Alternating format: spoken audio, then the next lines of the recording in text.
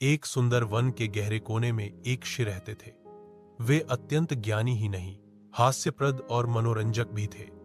उनके चारों ओर शिष्य एकत्रित होकर प्रतिदिन ज्ञान ग्रहण करते थे।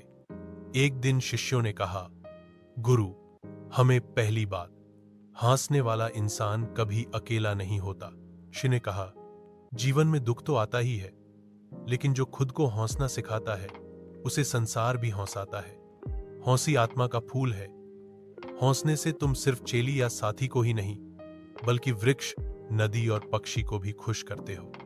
दूसरी बात, पेट भरकर ही नहीं, मन भरकर खाना। ऋषि ने शिष्यों को फल और दूध देकर कहा, यह पेट को भरने में ज्यादा समय नहीं लगता, लेकिन मन को भरने के लिए आभारी होना चाहिए। भोजन को प्रसाद समझकर खाओ, फिर साधारण फल भी अमृत होता है। तीसरी बात, सीखना कभी खत्म नहीं होता। ऋषि ने एक छोटे पक्षी को दिखाकर कहा, यह पक्षी अभी भी उड़ना सीख रहा है। हम भी जीवन भर सीखते जाते हैं। जो अब मैं सब जानता हूं कहता है, वह सब खो देता है।